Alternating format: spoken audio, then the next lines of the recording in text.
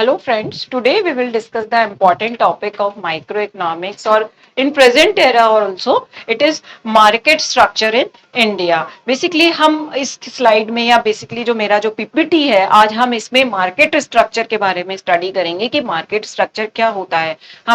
हम लोग देखते हैं कि कंट्री के अंदर अलग अलग तरह के प्रोडक्ट लॉन्च हो रहे हैं, कहीं कंपटीशन है, कहीं कुछ स्थिति चल रही है और कभी प्राइस बहुत ज्यादा हो जाता है, कभी प्राइस बहुत कम हो जाता है। तो आज मैं आपके लिए बहुत इंपॉर्टेंट स्लाइड लेकर आई हूँ जो कि इकोनॉमिक्स को एक तरह से आपके लिए बहुत क्लियर करता है, that is market structure in India. First we will discuss its introduction. क्या होता है मार्केट, क्या कहाँ जाते हैं अपन, मार्केट किसको कहते हैं, मार्केट ये हम देखेंगे। A market refers to a buyers and sellers, यानी जहां पर बेचने वाले होंगे और दोनों खरीदने वाले होंगे और दोनों एक दूसरे को इंटरेक्ट करेंगे। दोनों आपस में, एक बायर तो क्या चाहेगा कि मैं पैसा कम दूं और सेलर क्या चाहेगा कि मैं पैसा ज्यादा से ज्यादा लूं, दोनों जाके मार्केट में इंटरेक्ट करेंगे। तो who through their association both in reality and potentially build the cost of goods and services. तो मार्केट क्या हो गया, basically structure could then be seen as the characteristics of market that impact the behaviour and result of the organisation working in that market. इसमें behaviour depend करता है कि consumer का क्या बिहेवियर है, प्रोड्यूसर का क्या बिहेवियर है, मार्केट स्ट्रक्चर कैसा है, वो सारा हम डिस्कस करेंगे। बेसिक जो कैरेक्टरिस्टिक्स होती है that determine a market structure, वो क्या क्या होती है। द नंबर ऑफ ऑर्गेनाइजेशन, एक तो मार्केट में कितनी ऑर्गेनाइजेशन है उस हिसाब से मार्केट बनाए जाते हैं, उसके हिसाब से हम डिस्कस करते हैं।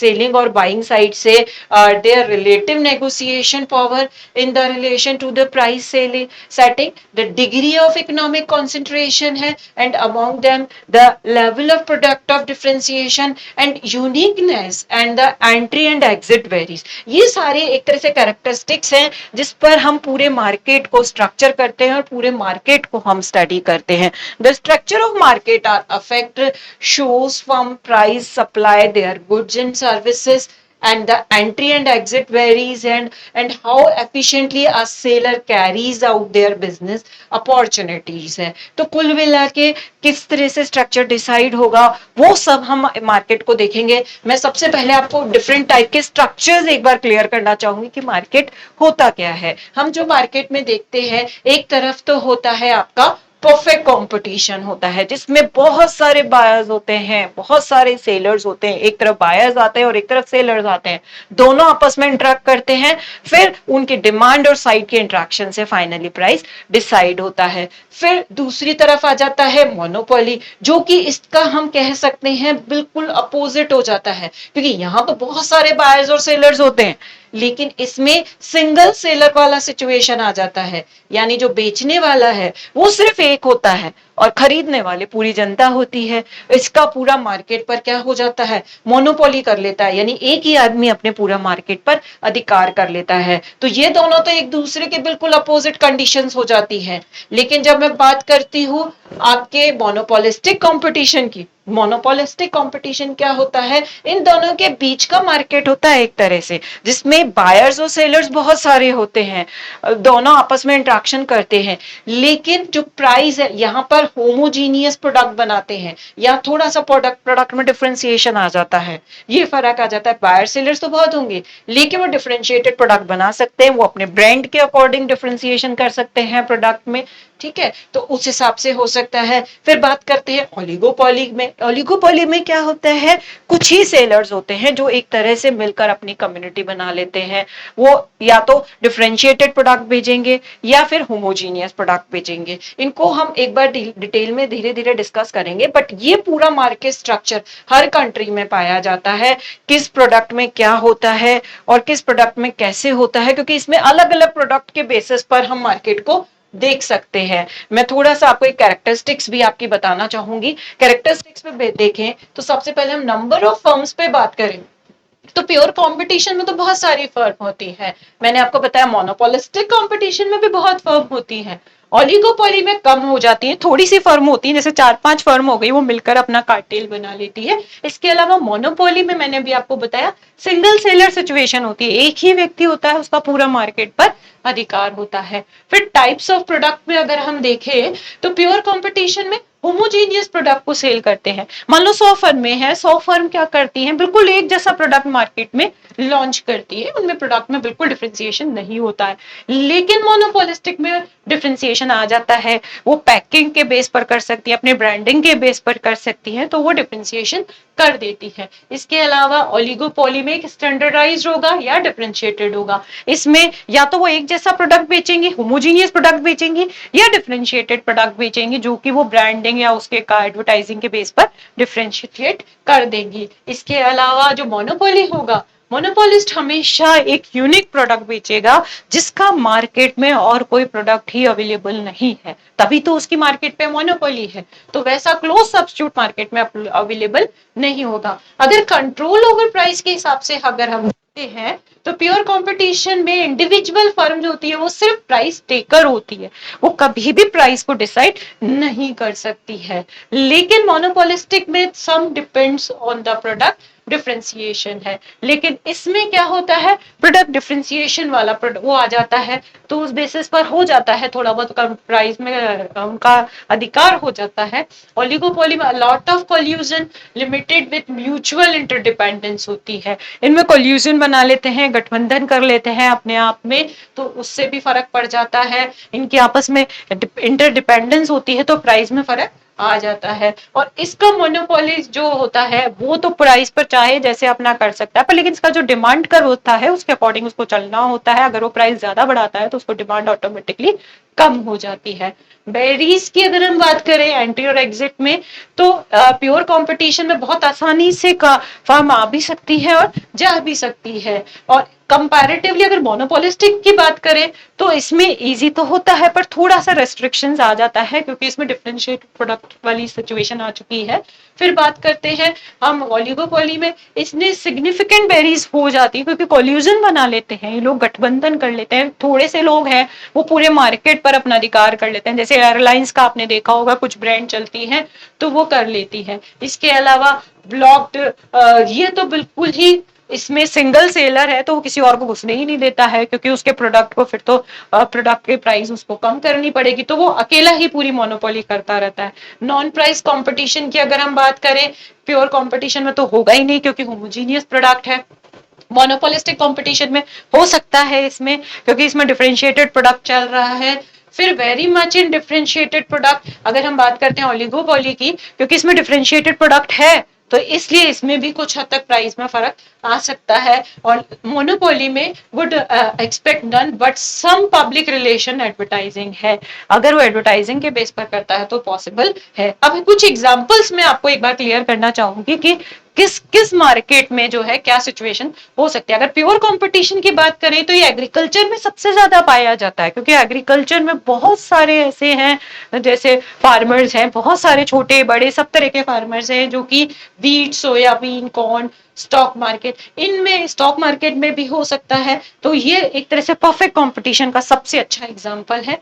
फिर बात करते हैं मोनोपोलिस्टिक कंपटीशन में, आपके होटल्स, पब्स, रिटेल ट्रेड्स हैं, फार्मास्यूटिकल्स हैं, गैस स्टेशन हैं, ग्रोसरी स्टोर्स है, ये बहुत सारे होते हैं। पर ये अपने ब्रांड के हिसाब से या अपने ग्राहक को अट्रैक्ट करने के हिसाब से कहीं ना कहीं फर्क एडवर्टाइजिंग वगैरह के थ्रू कर देते हैं, तो ये मोनोपोलिस्टिक का हो गया। फिर इसके बाद ओलिगोपोली का देखते हैं, आपने देखा होगा ऑटोमोबाइल्स है, फार्म इम्प्लीमेंट्स है, स्मार्टफोन्स है। अब इनमें कुछ ही सेलर्स होते हैं, फ्यू सेलर्स हो गए ना, तो इनका कुछ हद तक हो पाता है। जैसे अभी आपके कोई भी, जैसे मारुति ने अगर कोई नई कार लॉन्च की है तो दूसरी कंपनी भी अपनी लेकर आ जाएगी ऑटोमोबाइल में, तो उस तरह से क्या होगा। और नया फोन आया है, अब जैसे आईफोन ने अपना कोई नया ब्रांड दे दिया तो और कंपनीज भी चाहेंगी, सैमसंग भी चाहेगी कि मैं नया वो करूं, तो इसमें कुछ फ्यू सेलर्स हो गए जिन्होंने मार्केट पर अपना अधिकार कर रखा है। फिर इसके अलावा मोनोपोली में अगर हम देखें तो पब्लिक यूटिलिटीज, जिस जैसे बेसिकली इलेक्ट्रिसिटी है, नेचुरल गैस है, जिन पर की गवर्नमेंट का अधिकार है, पर गवर्नमेंट हमारे यहाँ क्या वेलफेयर होती है,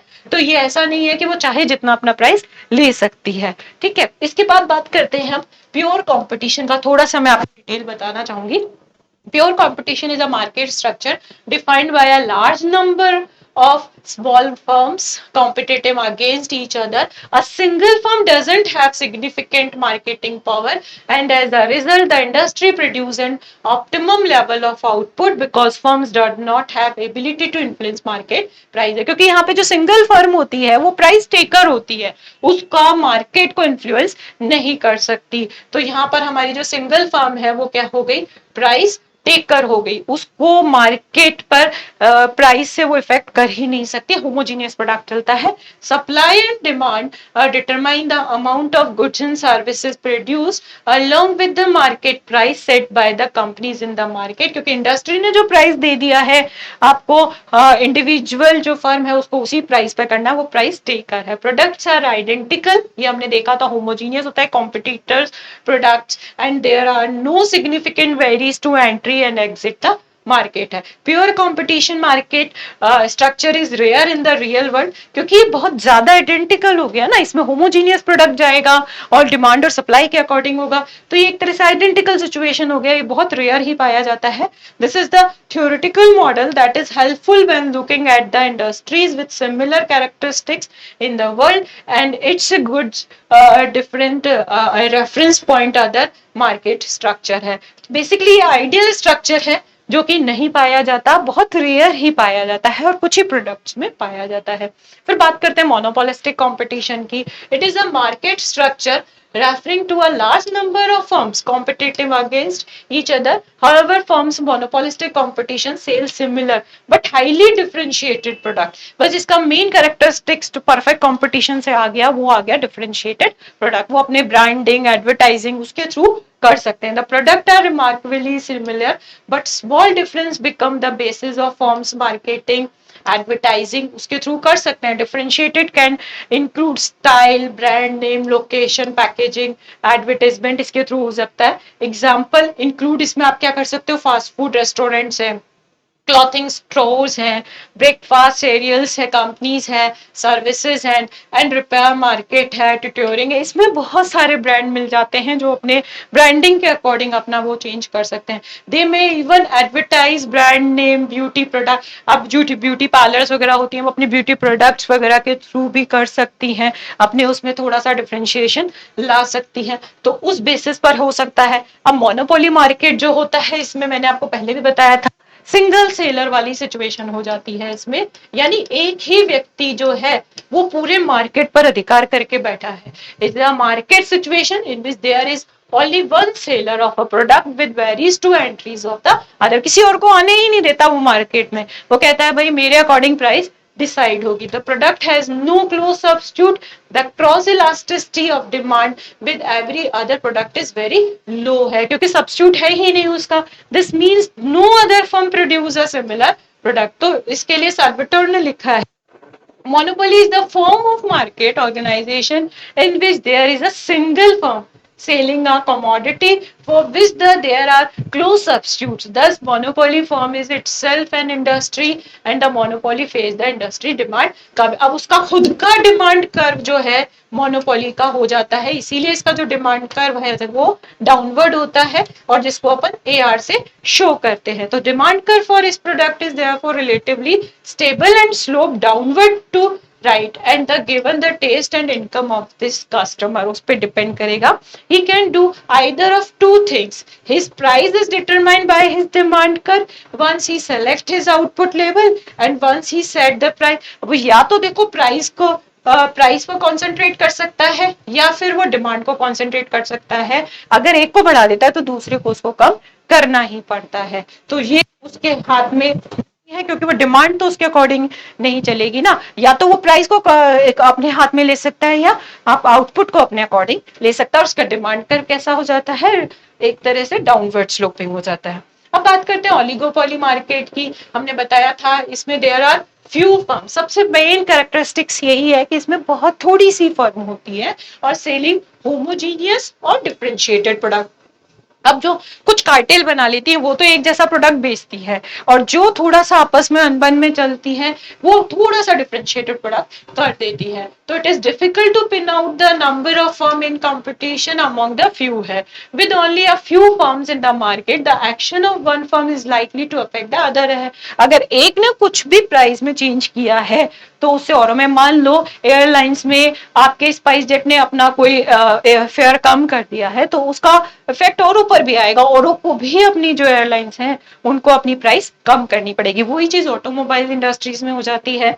the former is called the pure and perfect oligopoly and the latter is called the imperfect और डिफरेंशिएटेड। अब इसमें दो आ जाते हैं, एक तरफ तो डिफरेंशिएटेड प्रोडक्ट आ जाता है तो डिफरेंशिएटेड ओलिगोपोली आएगा, और जहां एक जैसा प्रोडक्ट होगा वो प्योर ओलिगोपोली सिचुएशन आ जाएगा। Pure oligopoly is found primarily among the produce of such industries such as aluminum, cement है, कॉपर है, स्टील है। अभी जितनी भी ये जो इंडस्ट्रीज हैं इनमें आपका प्योर ओलिगोपोली पाया जाता है। Imperfect oligopoly found among the producers of such as consumer goods, like अपन ने पहले भी डिस्कस किया था, ऑटोमोबाइल इंडस्ट्रीज, सिगरेट, सोप्स है, टीवीज है, रबर है, इसमें बहुत सारे इनमें आपस में कंपटीशन रहता है। अगर एक ने प्राइस थोड़ा सा डाउन किया है तो औरों को भी करना पड़ता है अगर मार्केट में उन्हें अपना वजन रखना है तो।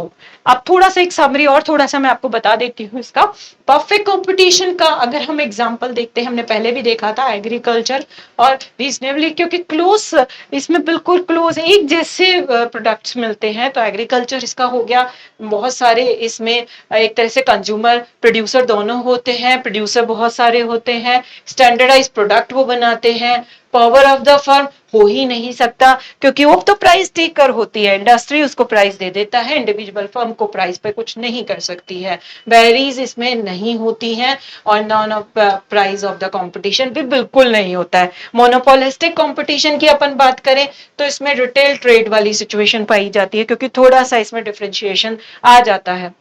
नंबर ऑफ फर्म्स की अगर अपन बात करें इसमें भी बहुत ज्यादा होती हैं, प्रोडक्ट इसमें थोड़ा डिफरेंशिएटेड हो जाता है, ब्रांडिंग या एडवर्टाइजिंग के थ्रू वो कर सकते हैं। पावर की बात करें तो कुछ हद तक हो जाता है क्योंकि यहाँ पे प्रोडक्ट डिफरेंशिएशन वाला सीन आ गया ना, उसने अपनी ब्रांडिंग और एडवर्टाइजिंग के थ्रू थोड़ा सा अपने प्रोडक्ट में डिफरेंशिएशन कर दिया है। बेरीज भी कम ही रहती है, इसमें जल्दी से जो है फर्म आ सकती है, जा सकती है, उन पर कोई वो नहीं होता। साथ ही नॉन प्राइस कंपटीशन में अगर बात करें तो एडवर्टाइजिंग और प्रोडक्ट डिफरेंशिएशन के थ्रू हो सकता है। ओलिगोपोली में अगर एग्जांपल हम लेते हैं तो कंप्यूटर्स, ऑयल, स्टील, अभी अपन ने देखा तो ऑटोमोबाइल इंडस्ट्रीज वगैरह सब आ जाते हैं। नंबर्स थोड़े ही होते हैं इसमें, स्टैंडर्डाइज भी हो सकता है, डिफरेंशिएटेड भी हो सकता है, दोनों तरह की ओलिगोपोली हो सकती है। अब इसमें फर्म जो पावर का होता है वो कम ही होता है, बेरीज बहुत हाई होती है क्योंकि 3, 4, 5 जो होती हैं वो नई को आने नहीं देती, अपना कार्टेल बना लेती हैं। एडवर्टाइजिंग और प्रोडक्ट डिफरेंशिएशन इसमें भी पाया जाता है। मोनोपोली की अगर अपन बात कर ले तो पब्लिक यूटिलिटीज जैसे इलेक्ट्रिसिटी बोर्ड्स हो गया है, रेलवेज हो गया है, तो ये सारे जो है इसके एग्जांपल हो सकते हैं। नंबर ऑफ प्रोड्यूसर एक सिंगल ही होगा, यूनिक प्रोडक्ट वाला सिचुएशन इसमें आ जाता है क्योंकि एक ही सप्लायर है और किसी को वो आने ही नहीं देता है और बहुत सारे खरीदने वाले कंज्यूमर हैं। कंसिडरेबल होता है इसका पावर और ये बहुत ज्यादा इसमें वेरीज, मतलब इसमें आप आ ही नहीं सकते, एंट्री पर पूरा एक तरह से इसने रेस्ट्रिक्शन लगा रखा है और एडवर्टाइजिंग के थ्रू ये अपना कंपटीशन का वो कर सकता है। तो ये मार्केट का स्ट्रक्चर का जो स्लाइड है बहुत इंपॉर्टेंट है क्योंकि एग्जाम में जीके के पॉइंट ऑफ व्यू से भी बहुत क्वेश्चन इसमें आरपीएससी यूपीएससी में से आ जाते हैं। Thank you.